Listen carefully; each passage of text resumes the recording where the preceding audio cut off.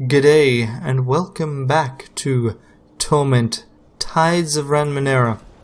Last time round we kind of finished exploring this initial area almost of the necropolis. We've still got a couple of conversations left.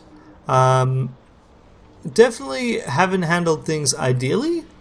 It would be really helpful to have Callistige here for when you talk to Colo, but it was kind of interesting to talk to him without it. Probably should have talked to this fella, this strange, bizarre mutant. Yeah, you can even see the 3 heads and everything here before I messed with the slab and portal, but oh well, that's for a future run. Yes. Maybe. We'll see. So let us now use this teleporter. Oh wait, I meant to talk to Phoenix. There's a tear in space here, like the patch of darkness near the entrance to the valley. A patch of white light hangs in the air, like glare bouncing off a window, except there is no window. Within the light, you see a play of shadows, like those on the wall opposite a door when someone walks past outside, except there is no wall. But there might be a door. There's a breeze coming from inside the shimmer, and echoes of sounds you're not hearing around here. If you step through, you might go anywhere, or maybe nowhere. Could just be a trick of the light. Let's leave it alone and talk to Phoenix. But it's pretty obvious that those two are going to be linked, unless the game catches us off guard, which it could. This man looks nice enough and seems unassuming at best, but, and this is the strangest feeling, it's almost as though he doesn't exist. As you try to focus on him, a sense of dread builds in you. You're not afraid exactly, but you know you aren't safe. You want my name? It's been long since I spoke it. Let's see. How about you call me Fens? No, that's terrible. Hang on. Finks? Phones? Phoenix? Ah, that's it. Phoenix. Call me Phoenix. He steps forward and puts a hand on his shoulder. You've come here. Perhaps you obey the call of the tombs and give me what I need. I tell you, I need answers. Someone gave me a note. It said to come here and said I would find answers. I'd find the truth. But I can't understand this note. His eyes burn, literally, though his face seems untouched. What use is power if I cannot understand it? What's the purpose of my power if I cannot see? Ask me. I do not know. Does she know? Of course not. Perhaps the questions can lead us both to the truth. Can I see the note? I may be able to shed more light on it. Ask me of wisdom, and I may grant it to you. I'll remember that. If you can show me that you know, then I'll share my knowledge with you. So let us talk. You'll ask me your questions, and with them you'll share your insights. Why don't you remember your name? Names are a construct of consciousness. There is some fundamental importance to them. Is there some fundamental importance to it, or to consciousness itself? If so, is life also important if it has no consciousness? How would it know? Isn't consciousness necessary to assign importance or other values? Fair counter. From what I've seen, life continues in many places, in many worlds. Consciousness has meditated itself out of existence in some species. I cannot say if it's important. If it is important, I cannot say. Perhaps we might. Are you from this world? It is familiar to me, the lines, the curves, and the structures, but it's a poor sketch of a world I remember. I see its textures, its strokes. I see the medium on which it is drawn, but I can lift the sketch and see the truth beneath it. I do not know my origins. What are you doing here? I was given a note, a strange note. A note told me to come here, and that I would find the answers I need. Something about impulses, an almost subsonic beat, and he staggers slightly. Anger creases his brow. I hold it, I study it, I read it, yet I do not understand it. He points at a finger that cycles through the colors of the rainbow. So how do I learn it? Have you studied it in a different spectra? I had not considered that. He pulls a scrap of engraved synth from his pocket, and you see a rainbow of light flash across his eyes. But no, it's no use. Nothing changes. Have you had any problems with the cultists here? Trouble? Not for me. They've come many times. But they do not leave me. But they do not leave. The fact that he stands in the middle of the valley, alone and safe, supports his story. Can I see the note that brought you here? Remember that. You have the mind of a seeker, not merely an explorer. Yes, you may take the note. Return if you're able to find my answer. This rugged synth square is engraved with scrolls and symbols, presumably some kind of writing, but it's unfamiliar to you. Phoenix says the note told him to come to the Valley of Dead Heroes. He gave it to you because he's found no answers, but he has not... because he's found no answers, but he has not so far. He hopes that you will find them in his place. Although the engraved symbols are mostly incomprehensible, 4 numbers are written in truth, 1 on each line of text. 1, 5, 3, and 5. So I'm pretty sure this is a tomb to go to, because it's all 4-digit numbers. Because they needed to fit all the backers in and a few other bits and pieces. So, you know, that's how it goes. So I'm just trying to make sure I've got my number ready for when we get there too. But that seems pretty clear to me. Alrighty. So there we go. Tell me about yourself. I've decided. My name is Phoenix. He says the name is like tasting a new wine. I'm a seeker. Is that how you would say it? Yes, I'm a seeker. It is wisdom. Wisdom I seek. He closes his eyes and starts laughing. All the things I've found, the structure of the world is not as you imagine. What you see and feel is nothing more than the varied interactions of fundamental forces that apply rules to subsequent large pieces.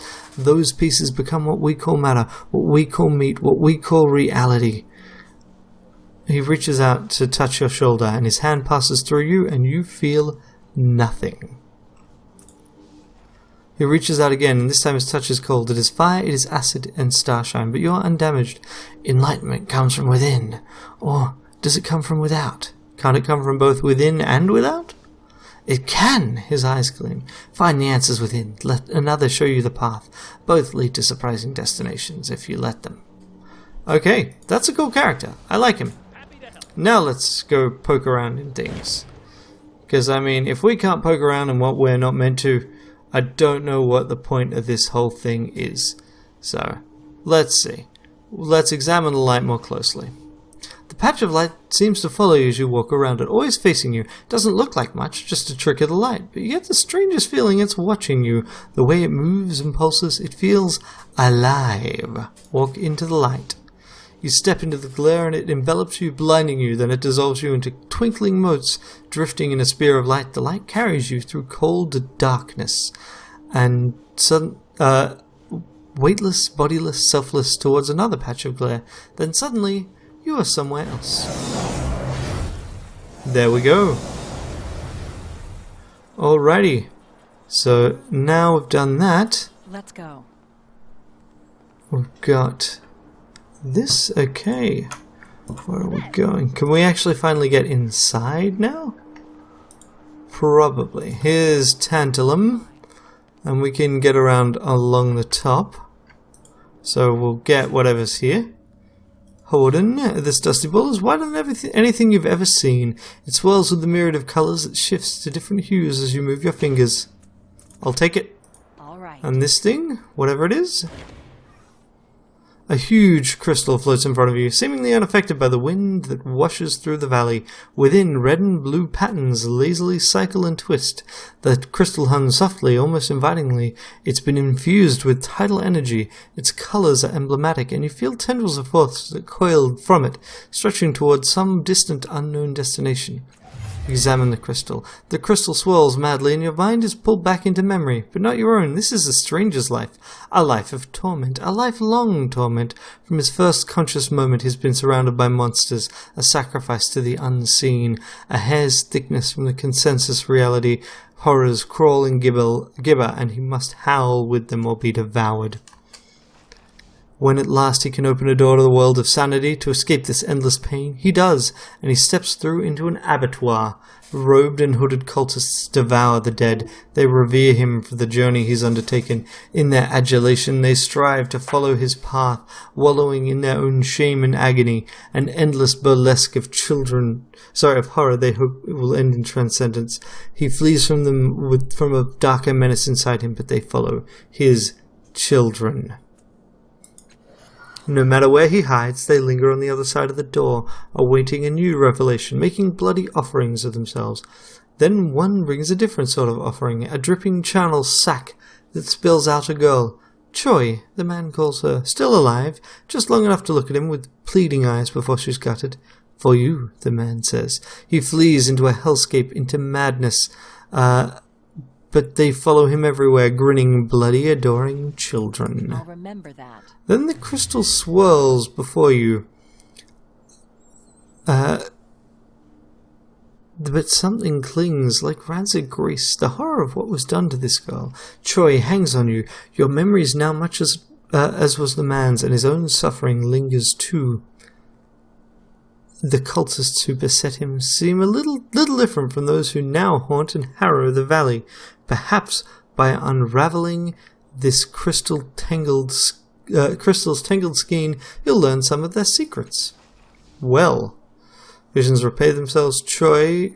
Okay, so I guess we then would need to talk to someone and find out more, Right, and then Lynn, come back. I can do this. Hey friend, come over here. Okay, sure, I can do that. An old, battered-looking swordsman in dull grey armour stands here. His hands hover near the hilt of his well-used sword, and what you took for a helmet reveals itself to be a dome of metal grafted to him. He smiles as you approach. How do, stranger? I'm Tantalum. You know Tantalum? It's a metal that sticks to flesh. He raps his knuckles on the dome. Chirurgeon said they had to cut a chunk of my brain out too, so I lost my name and my history, and, well, I took the name of the stuff that saved me. Anyway, I needed to remember myself, and it said that an necropolis can give anyone what they seek. Knowledge, riches, fame, if you search hard enough. And I searched, and I found. Now I'm here to help others find their answers. Look like you're searching for answers too. There are hundreds and thousands of tombs in the necropolis. Legend says if you read them, learn from them, you'll find the answers you seek. I promise it will be worth your while. You'll certainly find some answers, friend, even if they're not what you think. Alright, I'll check it out. Fantastic, and if you find anything you want to trade, let me know. What is this tantalum metal, anyway? Well, it's only one of the metals that adheres to... it's one of the only metals that adheres to living flesh. Rare people, like me, maybe only me, can turn that property on and off with the power of a thought. So I've got this built-in helmet now, lets me control my blades. This metal, do you know where I can find some? No idea, he says cheerfully. My sword, for instance. He slaps a hilt, and you see that he wears no belt to anchor the blade. His knives are likewise anchored directly to his flesh. If I want the sword, I need but think it on. It's in my hands. Likewise for the knives. And then, and this is the part I like, when I got him buried in an enemy, the blades are stuck there till I say it's time for him to go. Good thing this metal's bonded to respond only to me. If someone else could control it, why, don't know what I'd do. He clamps his hands over the dome protecting his brain. Honestly, I'd be running away holding this on. I can always find more swords, but I've only got one brain, at least as far as I can tell. Some folks have tried to take the stuff from me to make it work themselves. Didn't go well for them. Based on the bodies, I'm guessing the cultists don't bother you too much. They've tried a couple of times, he nudges the corpses with his foot. Once they even came to my tent at night and tried to cut my throat with my own blades. Idiots. Knives are made of tantalum, stuck to my flesh. The cultists woke me. Didn't use the tools they brought like normal murderers would have. Instead of being impressed by mine, I'd be dead now. As you can see, I'm not. The situation's markedly different for them. What can you tell me about the area? This whole place, this valley, it's been here for who knows how long. Someone came through and cleaned out all the life from the valley, and they made sure nothing would ever grow here again. Why are you standing around here? Waiting for any passers-by that are seeking truths like I was. I found my answer. I consider it my duty to help others find theirs. Are you asking me to explore the tombs as a way to stock your little trading post? If I weren't so good-hearted, I'd be offended. I mean, really, the trade is a benefit, I'll grant. But the real joy is watching travelers find their truth out there. The truth, if only more people realized it. What do you got to trade? So, we can get a bunch of things for, like, combat. We can get better weapon. Yeah, that is actually exactly the same. We can get a better ranged weapon, heavy ranged weapon, artifact. That could work quite well for Eridus. This is better armor, but also not really what I want. I think I prefer the Cypher limit. If I regret it, I can always load an earlier save. This is an offhand weapon. No, a shield. That could be quite useful. Plus 20% evasion is good, and plus it hobbles my attackers. Yeah, armor, weapon. For the most part, I'm just not that interested in getting weapons. This, though, actually would work out pretty well, although I think I'd run into the whole cipher limit thing. Oh well. Is there anything that is not weapon-based? Nah, nothing really. Barrel of Indomitability gives you a... yeah, okay, that's pretty neat, but nope. Something about you, Eratus. My skill? My bravery? Oh, is it my smile? No, it's the enthusiasm. Turn it down. Nice. Okay, I really would love to know where on earth the key is kept for my... it's not a key, that's actually my problem. What I'm trying to find out is where my memorial is, and I know that it's somewhere written in this whole list, but frankly I never can find it on the page. So it's not in many of the places I kind of expect it to be. I really expect it to be in keys, and I just don't seem to see it there at all, which is frustrating. So let's just have one last quick check. Otherwise, I guess we'll focus on the other ones, and we'll do my memorial next time. So let's just do one last thing I wanted to find out. Hey friend, have you been seeking the secrets of the valley? I haven't read any of the tombs yet. Never mind, farewell. Fine. In we go. Wait, there's something to interact with over there. Oh well. Let's see. So we just enter here. Oh, hi. Stunted and piebald with a large hairless head, this humanoid reminds you of a court jester, except that his wide violet eyes sparkle with cunning and intelligence, giving the impression there's much going on inside his large dome. Who are you? How you can't be here? Why did you come here? Several people sit bound and beaten along the far wall, surrounded by corpses. At second glance, some of those bound may well be dead as well. The man steps closer, his voice lowering to out. Well, answer me. The muttering cultist who welcomed you to the valley steps forward. She's a new arrival, Motley. We came across her on our hunt. Well, you should know the necropolis is closed to outsiders. You aren't welcome here. It's closed to all, in fact. Damn that woman. What's going on here? He looks around, comprehension dawning on his face as he takes in the room of his content. It's not what you think. We were just defending ourselves, trying to reclaim the small part of this world fate has seen fit to see to us. It never would have come to this if only we'd have someone to help us explain. We are worshippers, you see. There's a terminal down there that provides access to the tomb, but this memorialist, he spits at the woman behind him, has placed a whisper lock on it. Without the code, we cannot enter the tombs and join our Lord in worship. She is rather narrow-sighted and doesn't see the value in what we do. If we regain our access to the gate, we can show her firsthand. He smiles. The effect is not reassuring. It would be better to release them in Lord Innefair's presence, but any end is justified. Skist, we need that terminal if we want to reach Mielavest. We need to get that Whisperlock code. There must be some way to resolve this peaceably. The time for any peaceable solution is over. The gate awaits, and we must answer its call at any cost. Their lives are forfeit whether we have the code or not, but we must have it. If you kill them all, how will you get the code?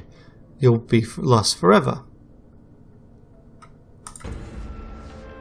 And if we don't follow through on our threats, no, they must know that we will kill them, code or not. If they all die, we'll find another way. She wouldn't have knocked the terminal down from her fellow memorialists. They'll know something. Just let me talk to them. It won't cost you anything to let me try. So here we go. We've got a plus 40 from just our inherent effort levels and plus 15% from trained. And inspired, I don't think anyone else can do better. Yeah. Wow. Yeah.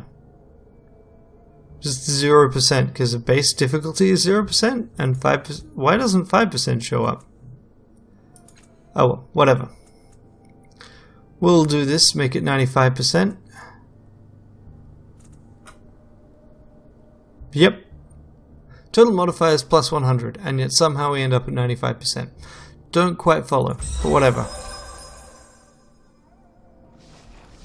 He considers your words for a long moment and says, "You may be right. Alright, you have my permission to speak to the prisoners. If you can get the code from them, we can end this charade. Tarry and more will die each day until either you or they give us what they need. The code is all we want. After all, the rest of this does not become any of us." Okay, so.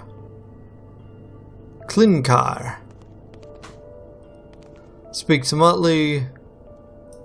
Jalen. This alluring woman looks up, a white hair brushing her shoulders. She allows a slight smile to pull at the corners of her mouth. Her face is confusing, for though her skin is the tightness of youth, her eyes pierce you with the wisdom of 100 years. She rests her hands on the daggers at her hips, perhaps waiting to see if you have the courage to make the first move. Who are you? Jalen of Underhouse Dimath. Sorry, habit. Dimath has gone into the dark like all the others. I'm just Jalen these days. Now what brought that on? You mentioned an underhouse. What's that? Can't believe I told you my full name. My Craftfather would have had me whipped. I come from a world beside this one, from a city in the Hollow Coal, ruled by 16 underhouses built into the walls. Then, a few decades back, I worked to screams. Not one or two, like you get from the lower city from time to time, but hundreds. She grins, but there's uneasiness. I'm getting soft. It's the only explanation. I found out that shadows were pouring in from the walls of the world. The underhouses, the people inside, were just melting into it, screaming. A few of us made it out through a portal into the bloom. The shadows wouldn't follow. I think the bloom scared even them. She grins. At any rate, I made a living for a while, plying the family trade. But there was no joy in it, until I found the endless gate and they gave me a reason to work. Tell me about your family trade. Where is my head today? What's the word you use here? Torturer. I get information through pain. Underhouse Dimath was famous for it, and I was the only one of my family left. I thought I'd make them proud by following the trade here. She shakes her head, sighing at her own naivety. Nearly starved my first year in the bloom. Barely anyone wanted to hire me, and those that did paid pittances for my family's holy work, treating me like some kind of monster. I drank a lot in those days, talking about my family and how they served the people they killed, freed them from their secrets, right? And one night I said the souls were a member of the Endless Gate. Such luck! They said I belonged with them. They were right. Talking about the death of your world doesn't seem to pain you much. Well, it was foretold. Underhouse Deshando, that was a prophet case, was wrong about the date is all. It's a shame all of us suffered because they were sloppy, but they're either dead now or still getting eaten. In other words, I knew it was coming my whole life. I wasn't expecting to live through it, so getting weepy about the whole thing would be a slap in the face to everyone I left behind. You wouldn't be thinking of pulling those daggers on me, would you? I'd prefer not to. You seem pleasant enough. We'll see how things go, won't we? Any suggestions on how to get info out of the memorialists? Well, you'd think violence would work, but that's a dead end. She's one of those altruists, you know, the ones who stand up to days of torture but spill any secret if they think it'll help those who'll hear it.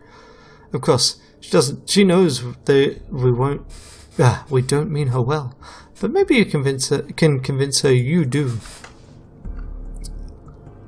Okay, Nav the Blessed. This stout fellow has a cruel scowl and beady eyes. He's unkempt and dressed in clothes that don't quite fit. In a low, gruff voice, he seems to be muttering to himself about some plot or the other going wrong. His hands are bound and constantly working at the cords, as if they have a life of their own. Name's Nav the Blessed, if you can believe that. I can't. How'd you get here? It was all Utwag's fault. God's damn do-gooder can't help himself. We're on a quest, he calls it, for this fabled string or whatever. Figure it's my chance to off him once and for all. I came across this enormous broken hound, so I tossed a few rocks at it to get its attention. Well, Mag wouldn't fight it or run. No, he calmed down and left it alone. So I tried a second time, shoving Utwag down a mountainside when he got too close. As luck would have it, I lost my balance and fell down with him. Of course, idiot Jenkins followed us all to help. That's how we got it to this valley. When those memorials asked for our help, we all saw an opportunity. Jenkins to help, Utwag to grow on his path or whatever, and me to finally do Utwag in. Then those cultists caught us before I could try anything. I tell you, nothing ever goes my way. Wow, that's a lot to just tell me. Can you tell me about yourself? I'm an explorer and a villain, the worst villain you'll ever meet. And that By that I mean no matter what I try to pull, it always ends up helping people. Blessed indeed. Who are your companions? The red-headed fellow is Utwaglos. In a hushed tone he adds, I've been trying to kill him for about 12 years. He leans back and indicates a smooth face line. The young pup there is Jenkins the Jinxed. He'll want to help you. Don't let him. He leers at the young man, who smiles back at him as if he'd said the nicest thing. Do you know the passcode for Whisperlock?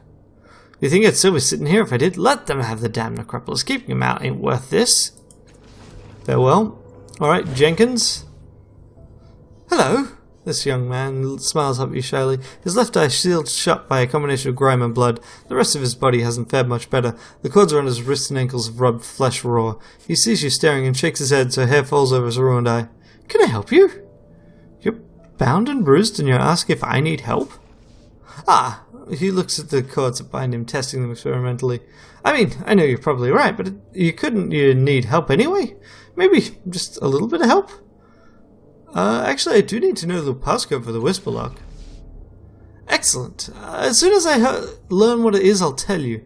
Oh, you hope I knew already? Sorry, friend. He gives you a broad smile. But if you need anything else, you know exactly where I'll be. He holds his bound hands towards you. Here, I'll be here, just so we understand each other.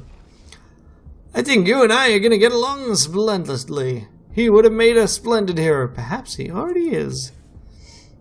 Jenkins seems momentarily taken aback and ducks his head shyly. You're the first person to ever say that to me, he says, sniffing and wiping his eyes. Eridus leans down and clasps him on the shoulder, and the two of them bask silently in mutual affection. Who are you? I'm Jenkins. Jenkins the Jinxed. It wasn't my first choice of name, believe me, but I don't mind it anymore. It's kind of apt. He looks you over and shuffles forward a little, leaning closer. You see, I really like to help people, but I have a habit of getting lost. I'll camp down for the night in a party. This is what he clearly thinks is a whisper. I'll camp down for the night with my party, and by morning they'll be all gone. He stares at you with wide-eyed wonderment. It's a terrible curse. Really, it is. Udwag and Nav are the only people I never lost. Not for lack of trying. Don't worry, Nav. I'll never try to lose you. How did you get here? Well, we came across the wastes. The Vexulian wastes, not the Tempest wastes. He laughed slightly at his own joke. Then Nav pushed Udwag down the sand dune and he tumbled into this gravestone valley. Almost broke his neck. I'm glad he didn't, though. Still don't know why I pushed him. Maybe it was an accident. Then, we ran into these memorials to ask for our help. They wanted to lock the necropolis from these cultists. Of course, I said yes, but, well, we weren't so lucky. At least we kept them out. Who are your companions? The redhead one's Utwag Loss. He's our leader. He's been all over the world, you know. He's famous. Jenkins gives you a nod, his face serious, as if to impress upon you the gravity of the situation. The other fellow's Nav. He tries to hurt people, but it never turns out right. What? I don't hurt people? I like him. He thought I hadn't noticed. How stupid does he think I am? And Utwag. This short, red-haired man has vivid green eyes that emanate a mix of sadness, lost dreams, and hope. The stranger sizes you up, and for a second you feel true interest in your persona. Then he looks away, lost in thoughts. A moment later he turns back and smiles. This smile is like his eyes, full of shards of emotions. Caution, cynicism, fear, and friendliness. His arms are tied up, and it looks like he's been beaten up pretty badly. I'm Utwag. By the way, Utwag Lost, leader of these sad sacks. Wish we could have met under better circumstances. And can you tell me about yourself? I'm an explorer and do-gooder, self-proclaimed. For some reason he smirks at the stout man next to him as he says this. I've been all over the world, had every occupation and hardship you could imagine. Why, I even had my luck stolen from me. Do you know what I learned in all of that? You can do anything if you work for it. Anything. And how did you get here? Let me tell you, we left the Oasis some weeks ago, tracking a tale of deceit and fabled Numenera. We were hired to find something called the World String, a tiny contraption that can spin a web so fine it's all but invisible, but so strong it can slice the world in two if someone has the means and the mind for it. No idea if it actually exists, but that's how it all started. Well, there we were, in the Vexulian wastes, when we happened across a broken hound the size of a griffalo. Something has irritated it, so we decided to seek shelter and wait for nightfall to see if it might not range a little further from the route we wanted to take. I was looking down for just such a place when something slammed into me and knocked me down into this valley. It was Nav trying to kill me, though. Don't blame him, though, it's all for the best. Nav and Jenkins followed, of course, and we ran into these fine memorialists in a bit of trouble. Now, I'm never one to turn down a challenge or people in need. It's almost a curse, you might say. So, of course, we agreed to help them lock their necropolis. And after that, well, you can see what happened. who are your companions? There's Nav, the blessed, meanest bastard this world has seen, except he keeps messing it up somehow. That's the brush you're painting with me with, bah! Then there's Jenkins G, the Jinx, always happy to help, especially when you don't need it. Did you say you needed help, boss? No, friend, at least there's nothing you don't already know about. Do you know the code for the Whisper Lock? I'm afraid I don't. Talira there didn't tell us, just between you and me, I'm glad we don't notice. One of us would have given it up by now, for sure. Okay, Talira, left you for last. This middle-aged woman sits stoically, her hands bound in front of her legs. The sleeves of her robe have fallen from her wrists, and you catch sight of yellow and purple bruising above the lacerations from her tightly cinched buns. Streams of tears have carved channels down her dust-covered face. She looks up at you, the eyes the colour of seas around Sagus. 2 more tears slip silently down her cheeks. She turns away from you. Has she come to save us? To end these pointless deaths? No, probably not. Who are you? Why are you crying? That seems very inappropriate. But fine, I'll ask it. Anyway, she shakes her head almost imperceptibly. It says nothing. Do you know the passcode to the Whisper Lock? Finally, she looks up at you and speaks, her voice hoarse as though she's been shouting for days. You're one of them. I'll not speak to you, nor give you the passcode. Even the clue, the name of the Saturl Prince, is too much to give her. I'm not one of them. I want to help you. She looks nervously into your eyes. It seems she wants to believe you. Their leader is in the necropolis. If you give me the code, I can find a way to stop. I'll find a way to help you. You seem a kind and just person. I believe you, but you must promise not to tell them the code. Not for any reason. I promise. The code is Goonie. Farewell. Save us. Okay. Well, yeah, next time around we'll see what we can do. And we've got the code, obviously. I'm just not entirely sure what we can do about that afterwards. Their situation's pretty bad. I'd really like to get Motley to just leave them the F alone, but we'll find out next time. Until then, have a great day. Bye. Thanks for watching. I really appreciate you spending the time and effort watching the videos I make. If you'd like to watch more, on the left there should be another video from this playlist. On the right there will be whatever YouTube recommends, and in the center there is a convenient subscribe button just in case you need it.